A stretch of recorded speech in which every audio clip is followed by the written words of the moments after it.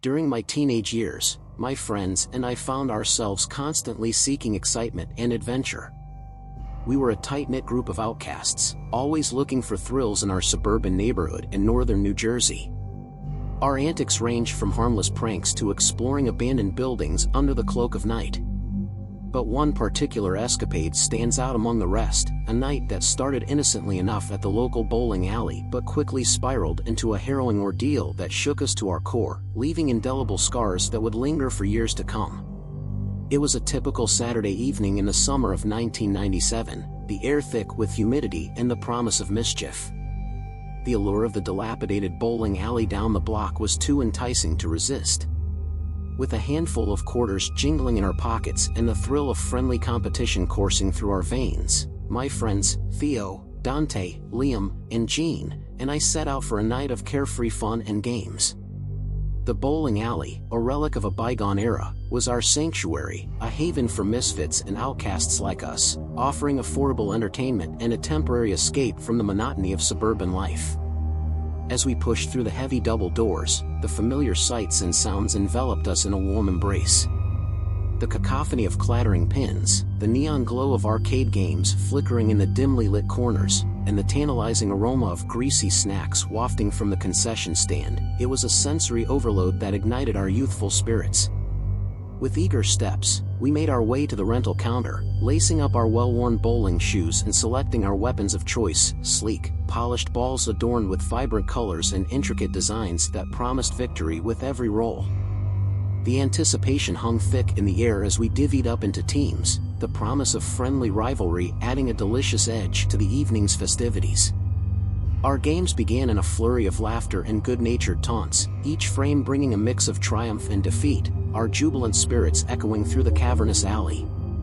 Yet, amidst our light-hearted revelry, an unsettling presence loomed, casting a pall over our evening, a lone figure lurking in the shadows, watching our every move with an intensity that sent shivers down our spines. We christened him Creepy Carl, a moniker born out of equal parts fear and morbid curiosity. He was an older man, always seen bowling alone on the adult side of the alley where the scent of stale beer and desperation hung heavy in the air. Despite his solitary pursuits, Creepy Carl seemed inexplicably drawn to our group, often appearing like a specter at the neighboring lane to silently observe our antics. At first, we brushed off his presence as mere coincidence, chalking it up to the idle curiosity of a lonely soul seeking vicarious thrills through the exuberance of youth.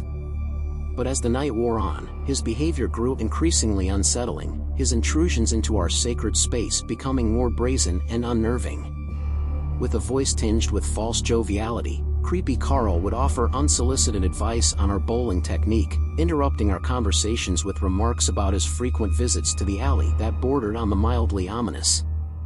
There was a predatory glint in his eyes, a hunger that seemed to extend beyond the mere pursuit of leisure, sending tendrils of unease rippling through our tight-knit group. Then came the revelation that shattered our fragile sense of security. Creepy Carl confessed to watching us from across the alley, a confession that chilled us to the bone. It was as if he had been studying our every move, cataloging our habits and mannerisms, waiting for the opportune moment to introduce himself into our inner circle. As the night spiraled deeper into disquiet, Creepy Carl's advances grew more brazen, culminating in a disturbing encounter that would haunt us for years to come. While Theo was up to bowl, the older man approached him with an air of unsettling familiarity, his gnarled hands reaching out to adjust Theo's grip on the ball without consent. The sensation of his touch, unwanted and intrusive, sent a wave of revulsion coursing through Theo's body. He recoiled instinctively, his face contorted in a mask of visceral disgust as our group exchanged uneasy glances, the atmosphere thick with tension and unspoken fear. It was a moment of profound violation, one that shattered the illusion of safety we had so naively taken for granted within the confines of our sanctuary. In that fleeting instant, we were rendered vulnerable, exposed to the harsh realities that lurked beneath the thin veneer of suburban complacency. Yet, despite our mounting discomfort, none of us felt empowered to confront Creepy Carl directly.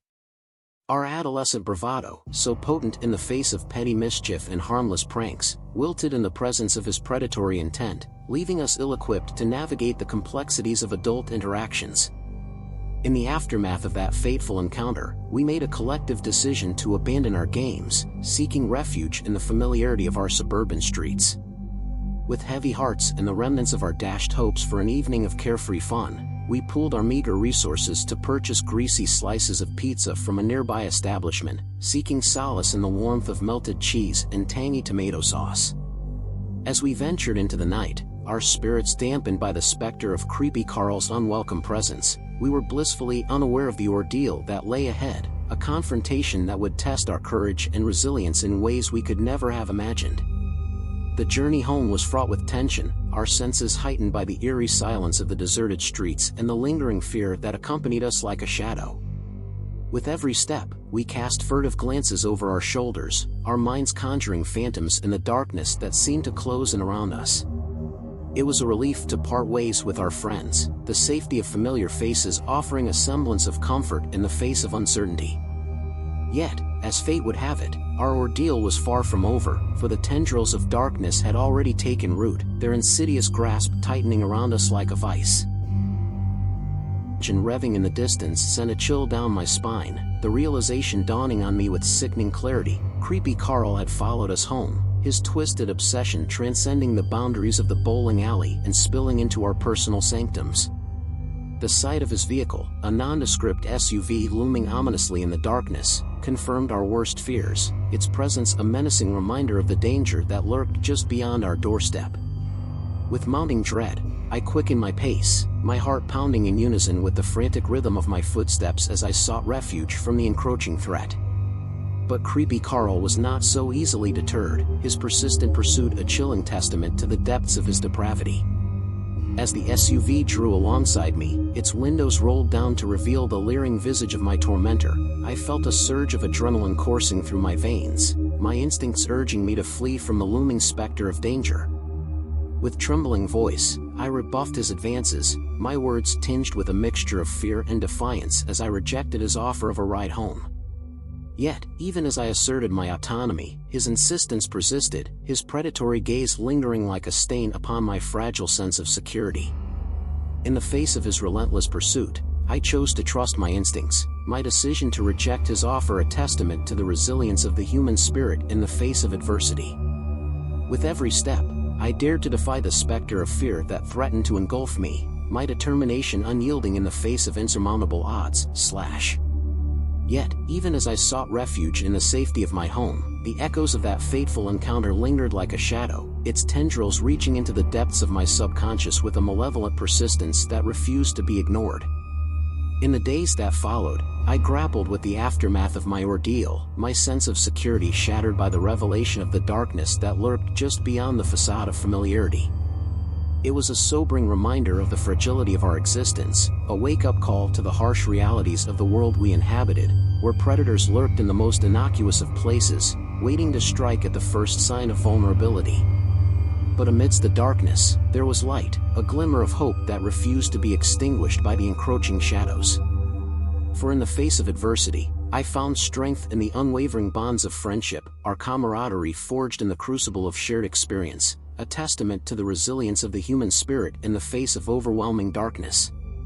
In the days and weeks that followed, my friends and I banded together, our shared trauma acting as a catalyst for a deeper understanding and appreciation of the fragile threads that bound us. We became each other's support system, a bulwark against the encroaching shadows that threatened to consume us. Together, we navigated the turbulent waters of our newfound wariness, learning to trust our instincts and heed the warnings that had once been so easily dismissed. We became fierce protectors of our sanctuary, vigilant against the potential threats that lurked in the most innocuous of places. And though the scars of that fateful encounter would linger for years to come, they served as a poignant reminder of the indomitable power of the human spirit to overcome even the greatest of adversities.